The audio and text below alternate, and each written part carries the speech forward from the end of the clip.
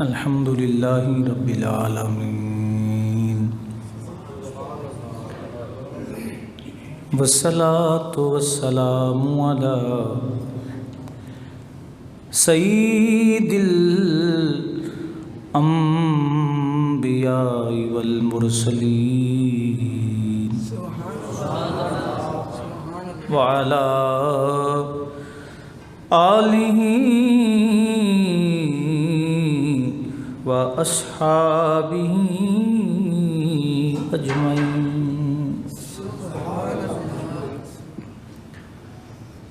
أَمَّا بَعْدُ فَأَعُوذُ بِاللَّهِ مِنَ الشَّيْطَانِ الرَّجِيمِ بسم الله الرحمن الرحيم يا أيها الذين آمنوا إذا نودي للصلاة من يوم الجمعة فاسعوا إلى ذكر الله وذروا البيع ذلكم خير لكم إن كنتم تعلمون فَإِذَا قُضِيَتِ الصَّلَاةُ فَانتَشِرُوا فِي الْأَرْضِ وَابْتَغُوا مِنْ فَضْلِ اللَّهِ وَاذْكُرُوا اللَّهَ كَثِيرًا لَعَلَّكُمْ تُفْلِحُونَ آمنت بالله صدق الله العظيم وبلغنا رسوله النبي الكريم الأمين إن الله وملائكته يصلون على النبي يا أيها الذين آمنوا صلوا عليه وسلموا تسليما الصلاة والسلام عليك يا سيدي يا رسول الله الصلاة والسلام عليك يا سيدي يا رحمة للعالمين وعلى آلك وأصحابك يا خاتم الأنبياء والمرسلين. حمد و صلات کے بعد معزز و محتشم احباب عزیز وقار، گزشتہ جمعۃ المبارک پہ نماز جمعہ کی اہمیت اور اس کے فضائل کا تذکرہ ہوا تھا، تو آج اس عظیم نماز اور اس عظیم دن کے مسائل کے متعلق جو ہے چند چیزیں آپ کے گوش گزار ہوں گی. جمعہ کا پہلے اس دن کا نام عروبہ احادیث مبارکہ کے اندر ملتا ہے، اور نبی کریم صلی اللہ علیہ وسلم نے خود اس دن کی عظمت اور شان کو مختلف مقامات پر مختلف جہات کے ساتھ جو ہے وہ بیان فرمایا. اللہ رب العزت نے قرآن شریف میں اس عظیم نماز کی عظمت کا ذکر فرمایا.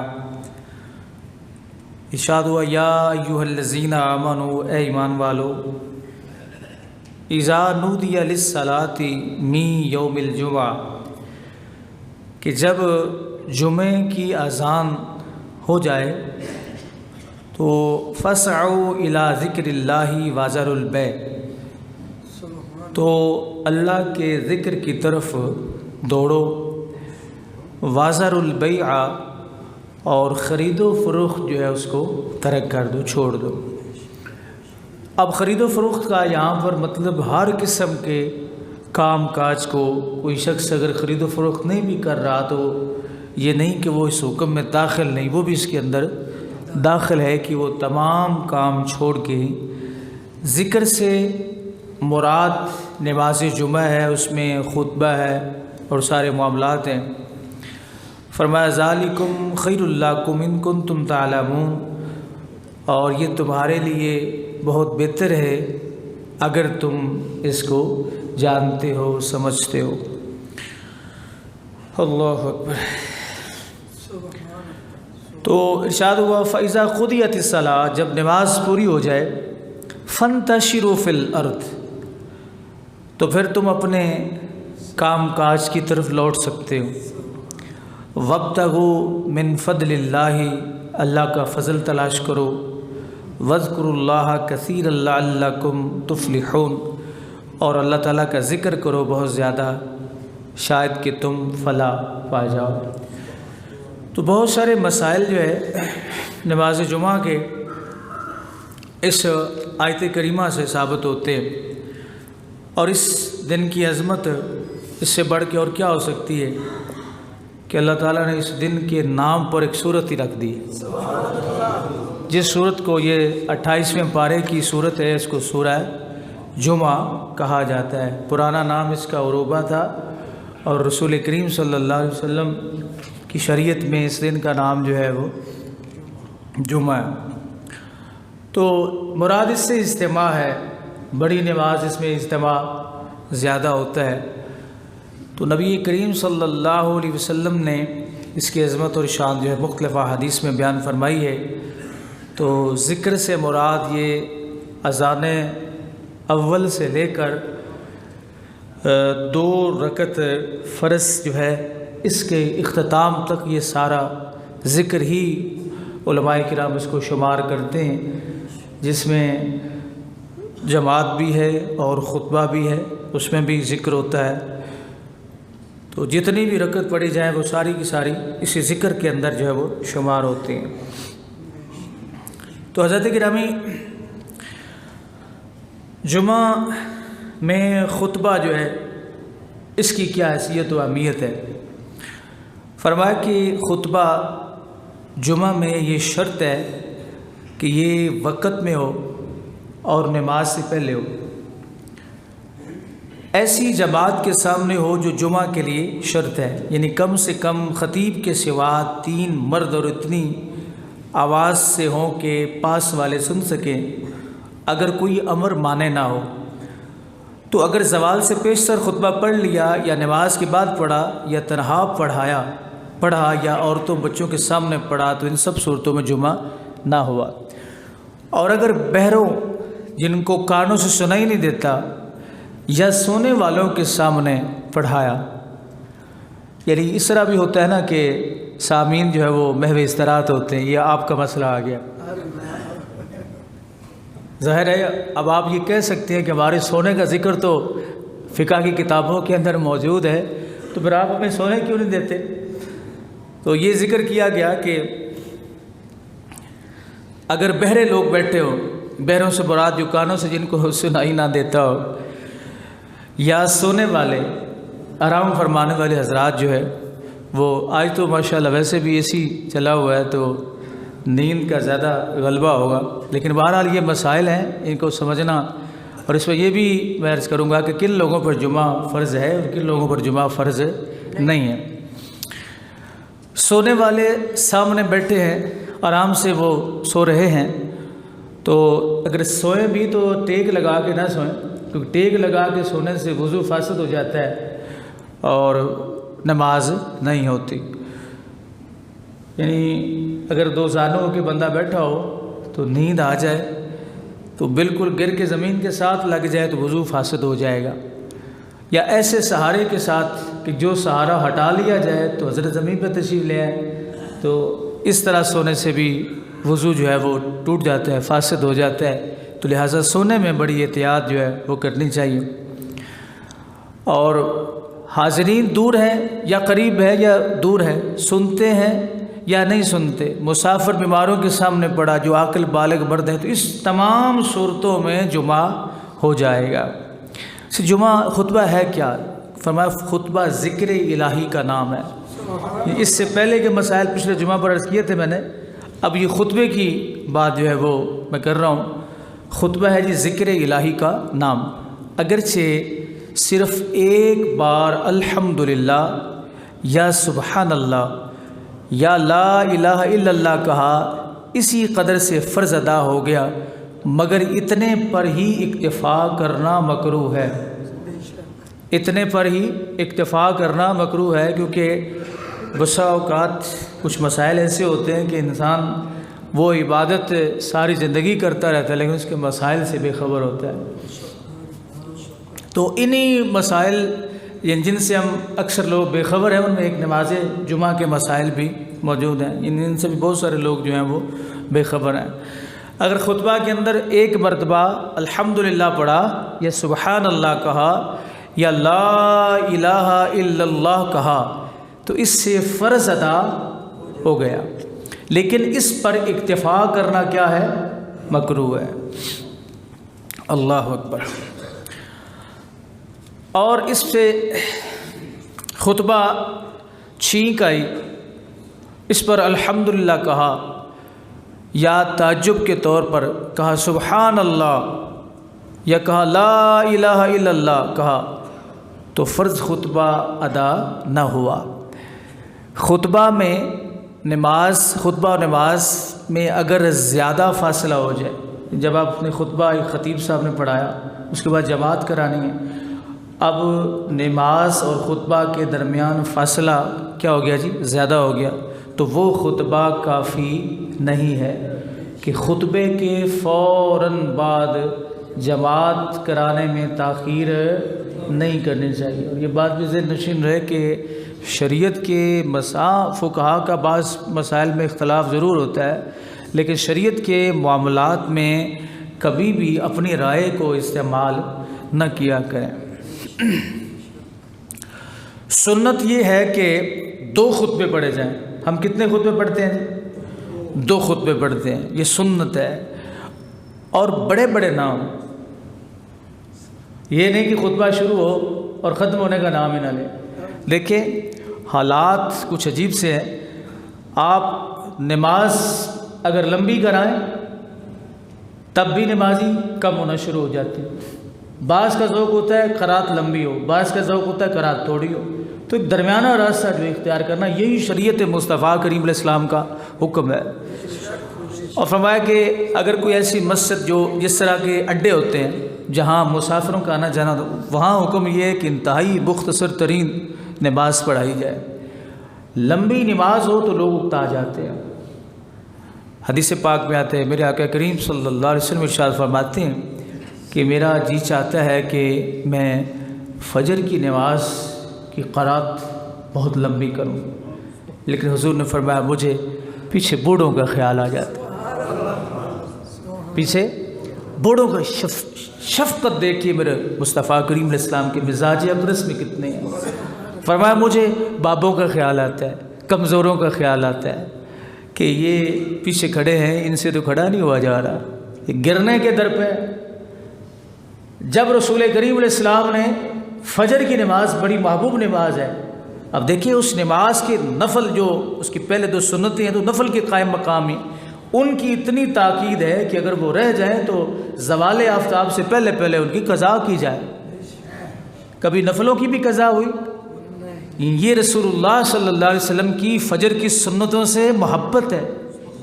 اس سے یہ اندازہ ہوتا ہے کہ اللہ کے محبوب کو یہ نماز بڑی پسند تھی۔ فجر کی نماز سے حضور بہت محبت فرمایا، میں دل جی چاہتا ہے لمبی نماز پڑھاؤں تاکہ قرآن پڑھنے کا مزہ آئے، تو لیکن حضور نے فرمایا مجھے ذرا پیچھے جو بابے کھڑے ہوتے ہیں نا ان کا خیال ہوتا ہے کہ یہ بابے پریشان ہو کہیں گر نہ جائیں۔ اور آپ کو پتہ ہے کہ بہت سارے کمزور لوگ ایسے بھی ہوتے ہیں جن کے پیچھے گرنے کا خطرہ بھی ہوتا ہے۔ ماشاءاللہ جمائیاں آنا شروع ہو گئی ہیں، آپ کو یہ AC بند کروانا پڑے گا۔ تو آپ کا مسئلہ بھی ویسے ذکر ہو چکا ہے کہ آپ سوتے بھی رہیں جمعہ ہو جائے گا۔ یہ صاحب بہار رشید نے لکھ دیا ہے کہ آپ سو بھی جائیں تو جمعہ ہو جائے گا، ان کا لکھا ہے۔ ان کے سامنے سوتے ہوئے لوگوں کے سامنے آپ خطبہ پڑھ دیں، خطبہ ہو جائے گا۔ کہ ضروری تو نہیں کہ سامنے بیٹھے لوگ جاگ بھی رہے ہوں۔ تو نبی علیہ السلام نے فجر کی نماز کو فرمایا میں قرات لمبی نہیں کرتا، اس لیے کہ لوگوں کو اذیت ہوگی۔ تو اگر فرض نماز کو حضور لمبا نہیں کرتے تو ایک ہمارے نماز جنازہ جب پڑھی جاتی ہے تو بعض ایسے جنازے ہوتے ہیں کہ وہاں لوگ کھڑے کھڑے گر بھی جاتے ہیں. کچھ ذہن میں آیا؟ کیوں نہیں؟ ان سہم لبلغ المقتل، تیر اپنے نشانے پہ پہنچ. کچھ ذہن میں آئی بات؟ کتنے ایسے لوگ ہوتے ہیں جو نماز جنازہ میں گر جاتے ہیں. اب سورج پوری اپنی آب و تاب، جون جولائی کے دن ہو اور آپ کی نماز جنازہ پونے گھنٹے کی ہو تو گرنا نہیں تو کیا ہو. اس کا نقصان یہ ہوتا ہے کہ لوگ بھاگنا شروع ہو جاتے ہیں. تو بھائی جس ماحول میں لوگ نماز میں لمبی نماز کو پسند نہیں کر رہے، آپ وہاں پہ دعا لمبی کر دیں، اپنے جواہر دکھاتے رہیں، الفاظ کی جو وہ گردانیں چاڑتے رہیں، لیکن اتنی لمبی دعا نہ کروائیں جس سے دعا میں اکتاہٹ آ جائے. جامع دعا ربنا آتینا فی الدنیا حسنۃ وفی الآخرۃ حسنۃ وقنا عذاب النار، یہ وہ جامع دعا ہے. حدیث پاک میں اس کی فضیلت کے بارے میں نبی علیہ السلام نے متعدد ارشادات فرمائے ہیں کہ اس میں اللہ تعالیٰ دنیا کے بھی اور آخرت میں ساری نعمتیں اس کے اندر رکھ دی ہیں. دعا جتنی مختصر ہوگی اس میں اتنا ذوق زیادہ ہوگا، اور جتنی لمبی ہوگی اس میں ذوق کم ہوگا. پھر لوگ کہیں گے یار جان چھوٹے، مختصر جماعت کروانے والا، مختصر بیان کرنے والا، مختصر دعا کرنے والا، لوگ اس کے پاس محبت سے بیٹھ جاتے ہیں کہ ابھی جلدی ہم فارغ ہو جائیں. تو فرمایا کہ خطبے جو ہیں وہ اتنے لمبے نہ ہوں کہ وہ ختم ہونے کا نام ہی نہ لیں. فرمایا کہ خطبے پڑھے جائیں اور بڑے بڑے نہ ہوں. اللہ اکبر. اس کے بعد فرمایا کہ خطبہ میں یہ چیز سنت ہے کہ خطیب پاک ہو اور خطیب کھڑا ہو. خطبہ سے پہلے خطیب کا بیٹھنا، خطیب کا ممبر پر ہونا، سامعین کی طرف منہ اور قبلہ کو پیٹ کرنا. قبلہ کو پیٹ کرنا. اب قبلہ کو پیٹ کرنے چاہیے؟ کیوں نہیں کرنے چاہیے؟ اس میں بے ادبی کا شبہ ہے کوئی نہیں. ہم کیا کریں؟ اللہ کے نبی کا حکم ہے.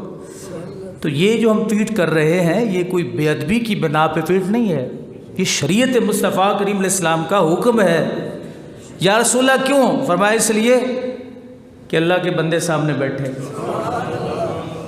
امام کے لیے حکم کیا ہے کہ وہ جب نماز پڑھائے، فرض نماز پڑھائے تو فوراً منہ کدھر کرے؟ مقتدیوں کی طرف. تو اس سے ان لوگوں کا بھی رد ہوا جن کا یہ موقف ہے کہ رسول کریم صلی اللہ علیہ وسلم کے مزار پر انوار پہ کھڑے ہو کے منہ جو ہے وہ کعبہ کی طرف کر کے دعا مانگے تو قبول ہوتی ہے، اگر اللہ کے نبی کے روضے کی طرف منہ کر کے دعا مانگے تو دعا قبول نہیں ہوتی. اگر دعا اس طرح قبول ہوتی ہے تو پھر امام کے لیے کیوں یہ حکم دیا گیا کہ امام جب نماز پڑھا لے تو مقتدیوں کی طرف منہ کر کے بیٹھ جائے؟ امام کو چاہیے کہ ادھر ہی منہ کر کے بیٹھے، قبلہ کی طرف ہی رخ کر کے بیٹھے اور پھر دعا کرے تاکہ اس کی دعا قبول ہو. اگر مقتدیوں کی طرف، اور مقتدیوں میں کون ہیں؟ سادے لوگ موجود ہیں، چودھری بیٹھے، ملک بیٹھے، پٹھان بیٹھے ہیں، وٹو بیٹھے، جو بھی ذاتیں، عام لوگ بھی بیٹھے، خاص لوگ بھی بیٹھے ہیں. تو جب ایک عام شخص کی طرف منہ کر کے دعا مانگے تو کوئی شرک کا شبہ تک موجود نہ ہو. بات کو شاید میں صحیح طرح سمجھا نہ سکوں، آپ کو سمجھنے والی بات ہے. تو کوئی شرک کا شبہ موجود نہ ہو، اس لیے کہ آپ عام لوگوں کی طرف منہ کر کے بیٹھے دعا مانگ رہے ہیں. تو دعا کس سے مانگ رہے ہیں؟ اللہ سے مانگ رہے ہیں یا بندوں سے مانگ رہے ہیں؟ ہم رسول اللہ صلی اللہ علیہ وسلم کے روضہ انور کی طرف منہ کر کے دعا مانگتے ہیں تو کس سے مانگتے ہیں؟ وسیلہ مصطفیٰ کا دیتے ہیں، وسیلہ مصطفیٰ کا دیتے ہیں. تو بھائی یہ شرک نہیں ہوتا، اس میں کوئی ایسی بات موجود نہیں ہے. یہ تو شریعت کا حکم. پھر شریعت کا حکم یہ بھی ہونا چاہیے تھا کہ جب تم نماز پڑھا لو تو تم مقتدیوں کی طرف منہ کر کے دعا نہ مانگو بلکہ کعبہ کی طرف منہ کر کے ہی دعا مانگو. ایک دن میرے آقا تشریف فرما تھے، کعبہ شریف کے صاحب ہیں، حضور نے اس طرح کعبہ کی طرف دیکھا، فرمایا کعبہ تو بڑی شانوں والا ہے، بڑی عظمتوں والا ہے، پر ایک مومن کا دل، اللہ جس میں خوف خدا ہے، میری محبت ہے، اللہ کی محبت ہے، فرمایا وہ اعلیٰ ہے. حدیث مصطفیٰ ہے. کعبہ کے سائے میں بیٹھ کے رسول کریم صلی اللہ علیہ وسلم نے یہ بات فرمائی. اللہ کے بندے، اللہ نے کیوں بنایا اپنے بندوں کو؟ اس لیے بنایا کہ وہ اپنی عظمتوں کا اظہار کر سکے. اللہ نے اس مخلوق کو، اس اشرف المخلوق کو اس لیے نہیں بنایا کہ اللہ ان کی توہین کرے. رب نے ان کو توہین کے لیے نہیں بنایا بلکہ اپنی عظمتوں کے اظہار کے لیے ان کو بنایا۔ قرآن کہتے ہیں نا ما ھذا بشرا ان ھذا الا ملک کریم۔ اللہ نے اس انسان کی تخلیق میں ہی رب ذوالجلال نے بڑی عظمتیں اور شانیں رکھی، ہر چیز کو فرمایا میں کن کہتا گیا وہ بنتی گئی، پہاڑ بنائے کن کہہ کے، سورج چاند ستارے اتنی بڑی مخلوقات میں کن کہتا گیا، لیکن جب اس کی باری ہے تو فرمایا خلقتہ بیدیا، اس کو میں نے اپنے ہاتھوں سے بنایا۔ تو جس چیز کو اللہ اپنے ہاتھوں سے بناتا ہے تو اس کو ذلیل ہونے دیتا ہے، اس کو لوگوں کے سامنے رسوا ہونے دیتا ہے؟ فرشتے بھی تو اللہ رب العزت کو علامہ دے سکتے ہیں نا، یا اللہ اس کو تو بنانا چاہتا ہے، اللہ فرماتا ہے دیکھو یہ بھی میرے بندے ہیں، یہ بھی انسان ہیں، انہوں نے مجھ سے محبت کی ہے اور مجھ سے پیار کیا ہے، میں نے ان کو بنایا ہے، انہوں نے مجھ سے پیار کیا، مجھ سے محبت کی، دیکھو ان کا مقام کیا ہے، ان کا مرتبہ کیا۔ تو رسول کریم صلی اللہ علیہ وسلم فرمایا کعبہ تو بڑی عزتوں والا ہے، بڑی شانوں والا ہے، پر ایک مومن جس کا دل اللہ اکبر وہ اللہ ہے تجھ سے۔ اب اس میں کوئی توہین والا پہلو نہیں ہے، کوئی اللہ اکبر اس میں کوئی گستاخی والی بات نہیں ہے تو رسول اللہ صلی اللہ علیہ وسلم سے پوچھی۔ دیکھیے ہم کعبہ شریف کی طرف منہ کر کے نماز پڑھتے ہیں تو کعبہ کو خدا تو نہیں سمجھتے، خیر بات یہ اور طرف نہیں کرتے۔ تو میں نے عرض کیا کہ جمعہ کے اندر خطیب کا پاک ہونا اور خطیب کا رخ جو ہے کدھر ہونا چاہیے؟ خطبہ کے اندر سامعین کی طرف ہونا چاہیے۔ اچھا اگر سامعین کی طرف خطیب صاحب رخ نہیں کرتے، خطیب صاحب ادھر منہ کر کے بیٹھ جاتے ہیں، تو پھر آپ بتائیے آپ کیا کہیں گے؟ جناب یہ ساڈے بلے ویکھ لو ایسی کیا پرواہ ہے جی؟ بات سمجھنے کو، یعنی اللہ رب العزت کے نبی صلی اللہ علیہ وسلم نے حکم فرمایا کہ لوگوں کی طرف منہ کر کے خطبہ دو، اس لیے کہ بندے سننے کے لیے آئے ہوئے ہیں۔ یہ الگ بات ہے کہ سونے کے لیے بھی آئے ہوئے ہیں، سننے کے لیے بھی آئے ہوئے ہیں، سننا اور سونا ایک ہی چیز ہے۔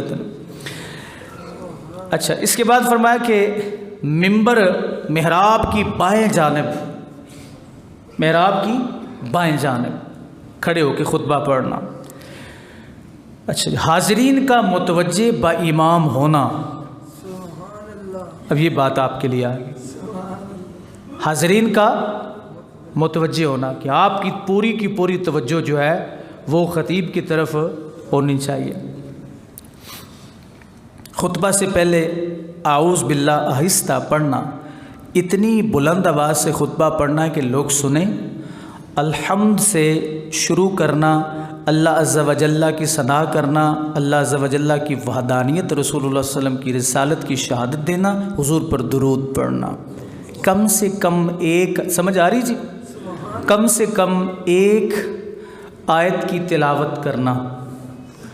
پہلے خطبہ میں واعظ و نصیحت، دوسرے میں حمد و ثنا، شہادت، درود کا اعادہ کرنا، اور دوسرے خطبہ میں مسلمانوں کے لیے دعا کرنا، دونوں خطبے ہلکے ہونا، دونوں کے درمیان بقدر 3 آیات پڑھنے کے لیے بیٹھنا۔ یہ دونوں خطبوں کے درمیان خطیب بیٹھتا ہے نا، تو یہ کتنی دیر بیٹھنا چاہیے؟ جتنی دیر 3 آیات پڑھی جاتی ہے درمیانی، مثلا انا اعطیناک الکوثر ایک آیت، فصلی لربک وانحر دوسری آیت، ان شانیک هو الابتر تیسری، 3 آیات کی مقدار میں بیٹھنا۔ سمجھا رہی جی؟ یہ جو درمیان میں بیٹھتے ہیں نا، آپ سوچتے ہیں کہ یہ خطیب بیٹھتا ہے ایک خطبہ ختم کر کے پتہ نہیں کیا پڑھتا رہتا ہے، کیوں بیٹھتا ہے؟ 3 آیات کی مقدار بیٹھنا۔ اللہ اکبر۔ اچھا اب دیکھیے جناب کہ دوسرے خطبے میں آواز بنسبت پہلے کے پست ہو، پہلا خطبہ اونچی پڑھنا، دوسرا خطبہ اس سے تھوڑا سا پست آواز سے پڑھنا۔ خلفائے راشدین، حضرت حمزہ ہیں، حضرت عباس کا ذکر کرنا۔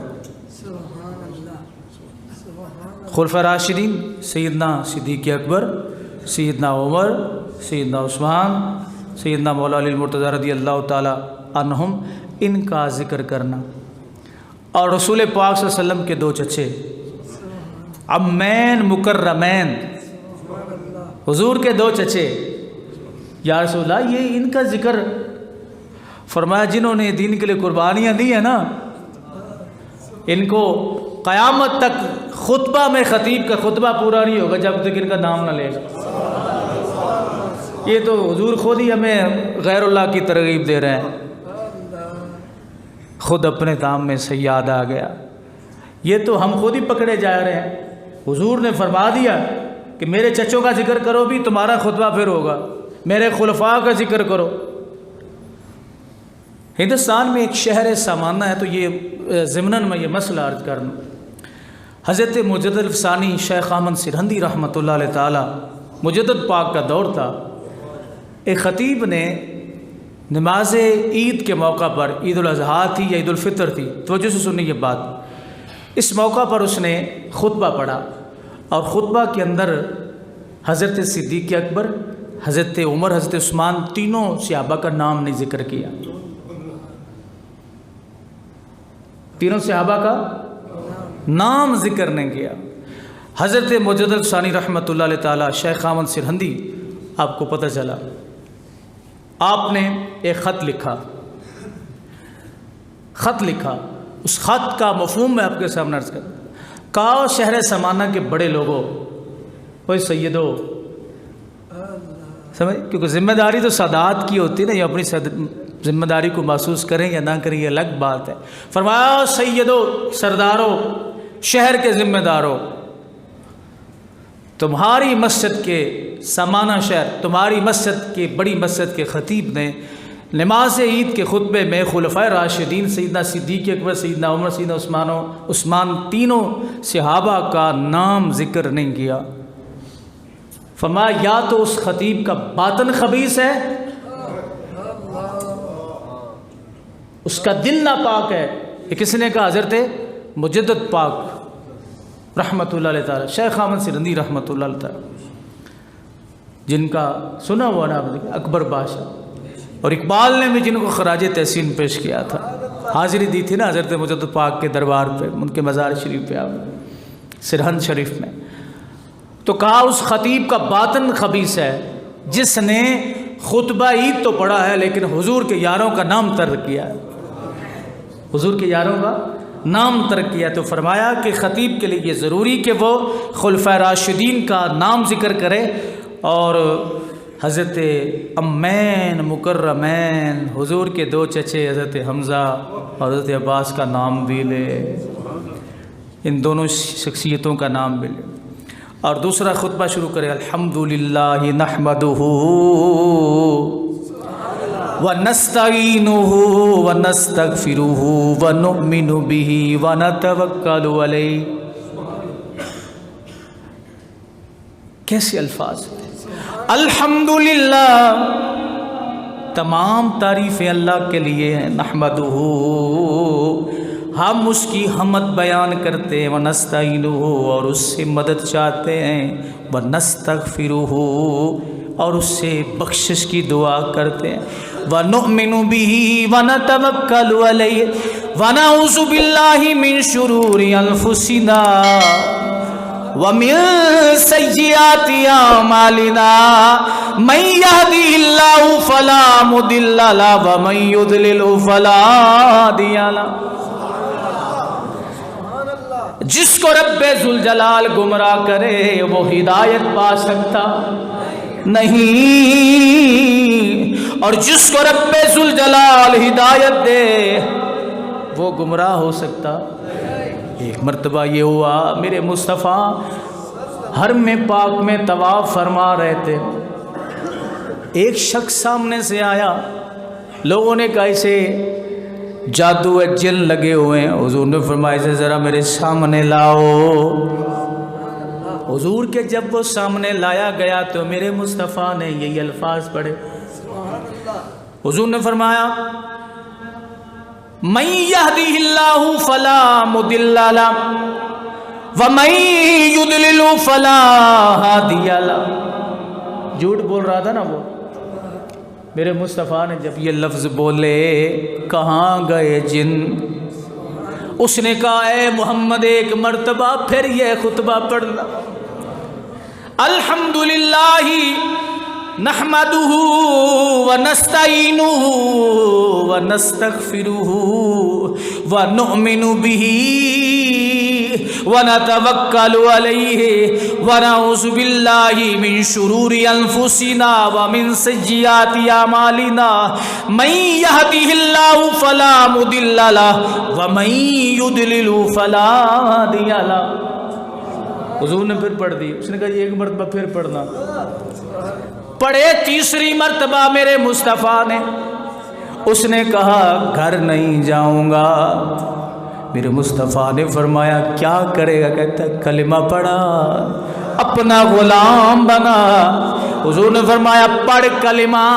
اس نے رسول پاک کا کلمہ پڑھا تھا اور کہتا ہے میرے اندر بڑی کمیاں تھی. جب حضور نے خود کلمہ پڑھایا ساری دور ہو گئی. یہ اس خطبے کی شان ہے، یہ جو ہم پڑھتے ہیں. اس لیے رب نے فرمایا نا بار بار قرآن میں اس کی عظمت اور شان کو کہ یہ کوئی نماز جمعہ جو ہے یہ کوئی عام نماز نہیں ہے. اللہ بار بار یہ فرما رہا ہے نا. اور اس سے بڑھ کے کیا شان ہو سکتی کہ پوری سورہ جمعہ سورہ. اللہ کو اپنے بندوں کی عبادتوں سے اتنا پیار ہے کہ سورتوں کے نام ہی رب نمازوں کے نام پہ رکھ رہے ہیں. تو بندوں سے کتنا پیار ہو. کہیں سورہ یوسف ہے، کہیں سورہ محمد ہے، کہیں سورہ ابراہیم ہے. نسبت ہوگی چونٹی کی تو فرمایا چل نمل. نسبت ہوگی ذرا عنکبوت بکرا سمیت. بکرا جو ہوتا ہے اس بکرا کا کیا مطلب ہے؟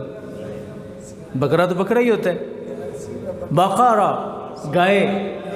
اچھا آپ یہ بتائیں کہ کوئی بندہ یہ خیال کرے یا اللہ گائے کے نام پہ سورت کا نام، اتنی بڑی سورت گائے کا نام. تو رب فرماتا ہے کہ یہ سارا نسبتوں کا چکر ہے. میرے بندوں کی طرف جس چیز کی نسبت ہوتی ہے رب فرماتا میں نے یہ نہیں دیکھا کہ یہ کیا ہے، میں نے تو اپنے بندوں کو ملحوظ رکھا، ان کی عظمت اور شان کو ملحوظ. تو اتنی یہ اہم نماز ہے. رب کائنات نے چونکہ اس کے اندر ساری چیزیں موجود ہیں، ذکر موجود ہے. فرمایا فَإِذَا قُضِيَتِ الصَّلَاةُ یا ایھا الذین آمنوا اذا نودی للصلاۃ من یوم الجمعہ فسعوا الی ذکر اللہ وذروا البیع. اے ایمان والو جب نماز جمعہ کے لیے اذان دی جائے تو کیا کرو؟ اللہ فرماتا ہے فسعوا الی ذکر اللہ وذروا البیع. چھوڑ دو سارے کام، اللہ کے ذکر کے لیے قدم بڑھاؤ، آگے آؤ. ذالکم خیر لکم ان کنتم تعلمون. اگر تم یہ جانو یہ سمجھو تو اللہ فرماتا ہے یہ تمہارے لیے بہت بہتر ہے. فَإِذَا قُضِيَتِ الصَّلَاةُ فَانتَشِرُوا فِي الْأَرْضِ وَابْتَغُوا مِنْ فَضْلِ اللَّهِ وَاذْكُرُوا اللَّهَ كَثِيرًا لَعَلَّكُمْ تُفْلِحُونَ. جب نماز پڑھ لو تو پھیل جاؤ. فَانتَشِرُوا فِي الْأَرْضِ چلے جاؤ اپنا جا کے نماز کے بعد تم کاروبار کر سکتے ہو.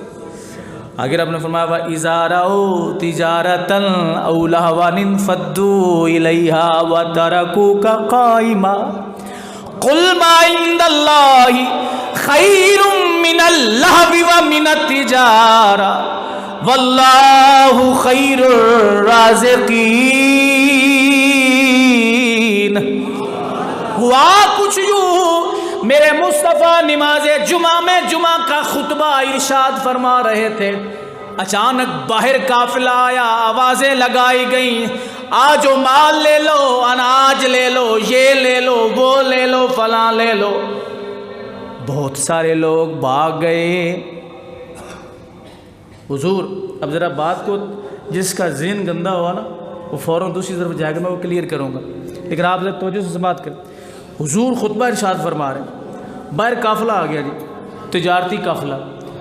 ان کا اناج لے لو، گڑ لے لو، آٹا لے لو، یہ لے لو، وہ لے لو، فلاں لے لو. تو کہتے 10 یا 11 بندے رہ گئے، باقی سارے خطبہ چھوڑ کے چلے گئے. اب لوگ کہیں گے یہ صحابہ اتنے باوفا ہوتے تو بھاگے کیوں؟ جس کا ذہن گندا ہے نا فوراً وہ اس طرف جائے گا. لیکن میں یہ بات اس کی وضاحت کروں گا. کیوں گئے؟ اس لیے گئے کہ ابھی تک یہ حکم نہیں آیا تھا. سمجھے؟ ابھی تک حکم نہیں آیا. دیکھیں قرآن کے بارے میں اللہ کیا فرماتا ہے؟ یضل بہ کثیرا ویہدی بہ کثیرا. قرآن کو پڑھ کے گمراہ بھی ہو جاتا ہے اور ہدایت بھی پاتا ہے. جس نے گمراہی تلاش کرنی وہ گمراہی بھی مل جائے گی اس کو، جس نے ہدایت تلاش کرنی ہدایت بھی مل جائے گی.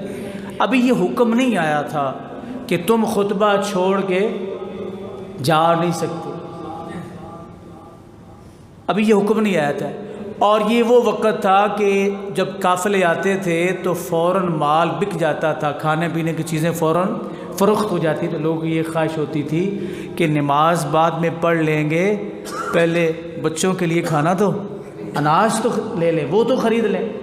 وجہ یہ تھی اگر اس وقت حکم ہوتا، اب قرآن کی اس آیت سے بھی ثابت ہو رہا ہے، اگر اس وقت حکم ہوتا کہ کوئی بھاگ نہیں سکتا تو اللہ فوراً مذمت فرماتا. رب نے مذمت نہیں کی، جو اس بات کی دلیل ہے کہ اس وقت اس بات سے منع نہیں ہوا تھا. اللہ نے کیا فرمایا کہ وَإِذَا رَأَوْا تِجَارَةً، جب انہوں نے کوئی تجارت او لہو یا کوئی کھیل دیکھا، نِنفَضُّوا إِلَيْهَا تو اس کی طرف چل دیے. وَتَرَكُوكَ قَائِمًا، اور اے محبوب تمہیں خطبے میں کھڑا چھوڑ گئے، تمہیں خطبے میں کھڑا چھوڑ گئے.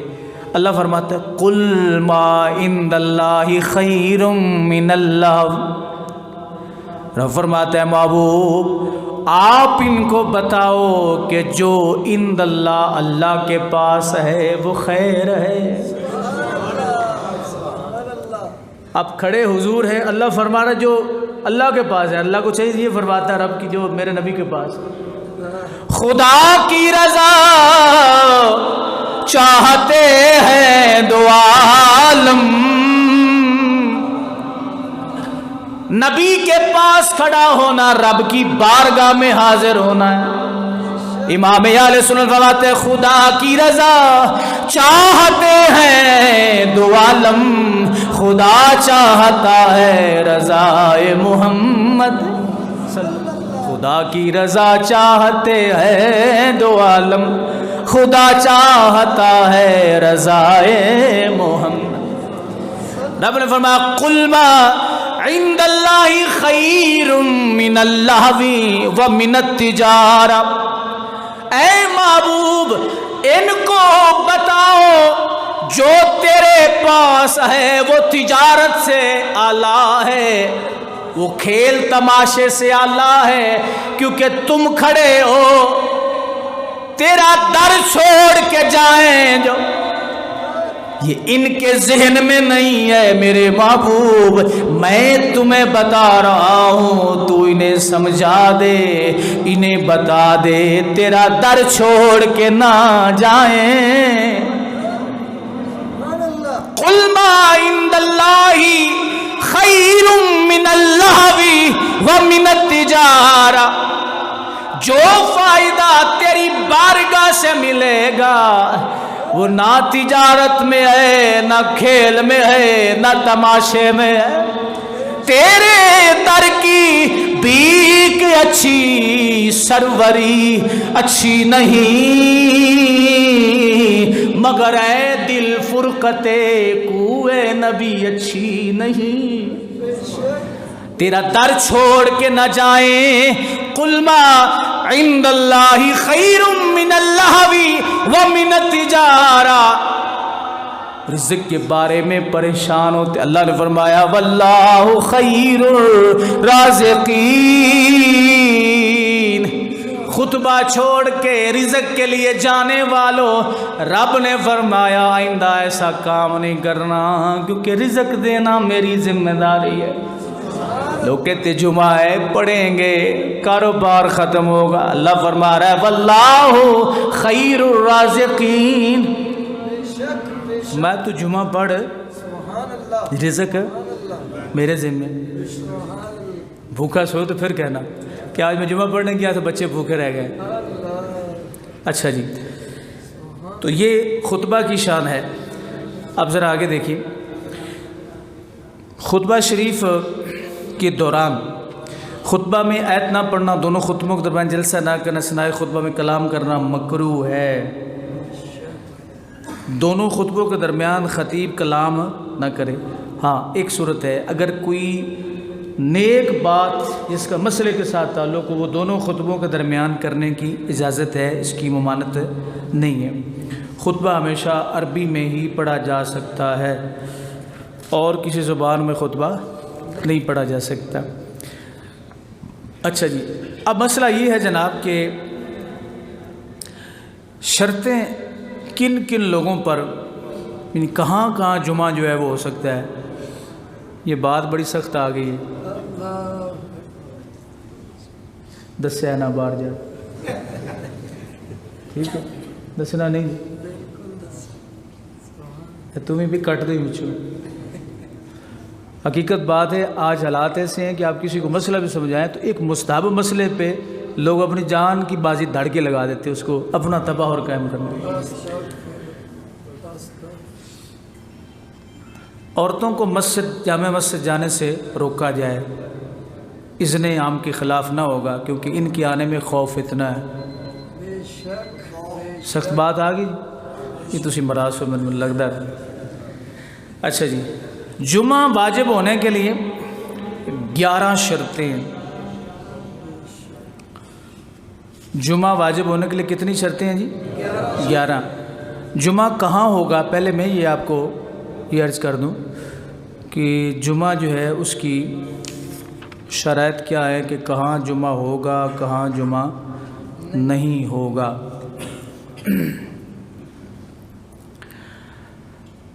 اس کی 6 شرطیں جمعہ پڑھنے کے لیے 6 شرطیں ہیں. ان میں سے ایک شرط بھی مفقود ہے تو جمعہ نہیں ہوگا.